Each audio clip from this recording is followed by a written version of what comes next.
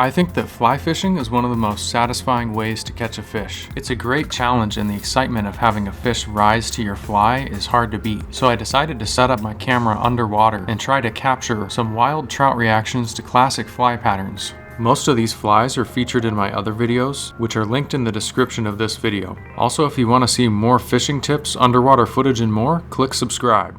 So of all the flies in this video, this is probably the one I use the least often, and that's the foam beetle.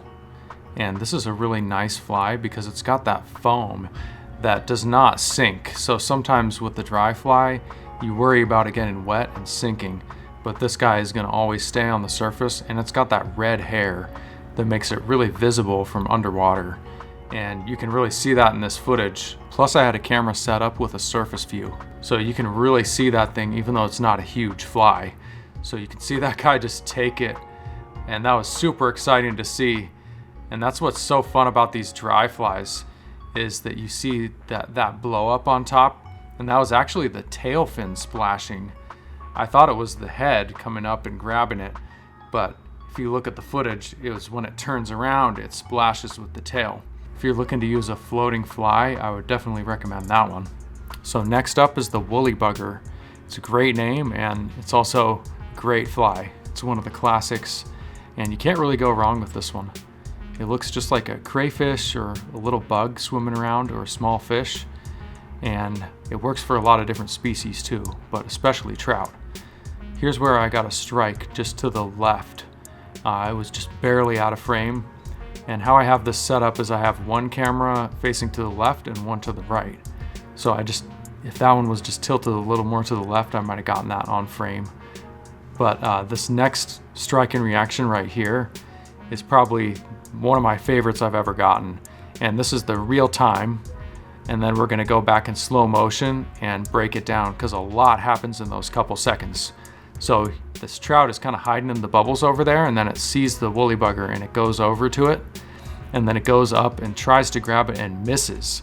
And it just opens its mouth super wide, and it looks kind of like a bass almost. It was just ready to get a good meal.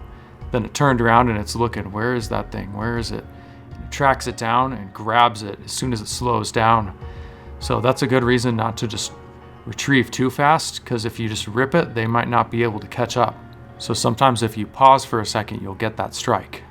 So a little fish told me that he doesn't have thumbs and he can't click the like button on this video. So if you could do that, I'm sure he would appreciate it. So here's another fly that gets used a lot for trout, and that's the Juan Worm. It's just a piece of chenille with a little copper bead on it to help it sink. And this guy grabbed it, but because it's got all that extra fluff on it, sometimes they don't get the hook. And if you slow it down, I froze the frame here, and here we go. You can see it just grabbed that chenille. It didn't actually get hooked. So you can miss them that way sometimes. But this was a different fish, and it was not gonna let that stop it. It kept grabbing it and missing, and then it rose up and just grabbed that whole worm. And I feel like this fly gets kind of forgotten sometimes, and it's a little underrated, but as you can see in this video, it's super effective for trout, because we all know that trout love worms, and if you're not going to use a real one, this is the next best thing. Also, they usually come barbless, so they're really easy to unhook. So another fly I always try to keep in my fly box is the Jig Nymph.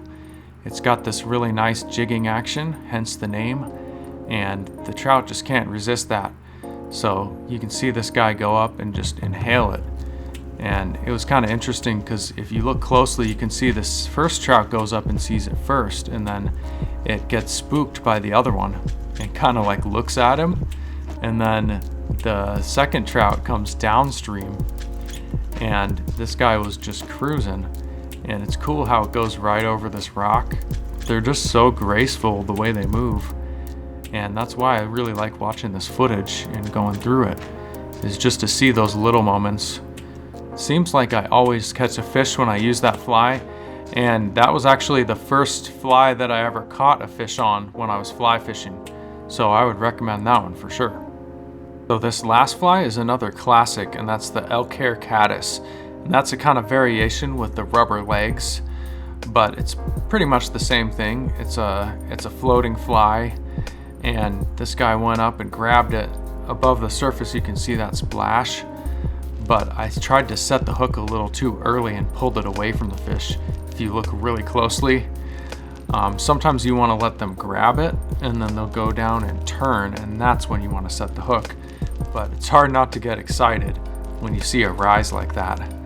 So while I was trying to get it on the surface, I noticed on this live view here, I had a camera down at the bottom, and there's this fish just really actively feeding near the bottom. And sometimes when your dry fly gets wet, it'll start sinking a little bit, and that can be totally fine because they will take it under the surface. So I tried to get it down to him, but the current was really weird right there because I was right next to a waterfall, and the current wouldn't let me get into that spot where he was hanging out. So as it was going down, this guy grabbed it, and these wild trout are really smart.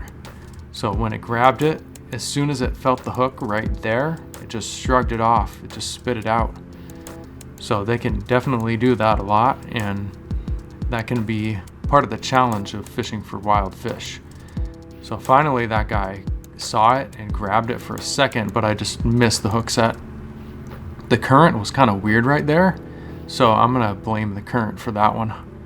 And maybe I just didn't react quite quickly enough. So sometimes you just need a more greedy fish to come in, and that's where this brook trout just popped right into the perfect spot where I was getting my fly down, and it noticed it right away and just rose up and took it and just inhaled it, and it just started going crazy. These brook trout are a little more aggressive, and that makes them really fun to fish for. They also fight a little bit harder, especially for the size. So if you catch a pretty decent sized brook trout, they're gonna give you a good fight for your money. And that's what this guy did. And then his buddy over there that I was fishing for went over to check on him, but not for very long, and went back to his business down at the bottom, digging and feeding and doing whatever he was doing down there. There must have been a lot of bugs in that area because there were tons of fish. So that was really fun to catch that guy. That was a pretty nice sized brook trout too. I know there are tons of other flies out there, so let me know in the comments what's your favorite fly to use for trout. It's really hard for me to pick a favorite because these are all my favorites, but if I had to pick one, it would have to be that red woolly bugger. That's just become a go-to for me lately. Well, I really hope you enjoyed the video. I definitely had a blast making this, and just so you know, all this music that you hear on this channel is all original. So I'll see you all next time on the bank or in the comments. Peace.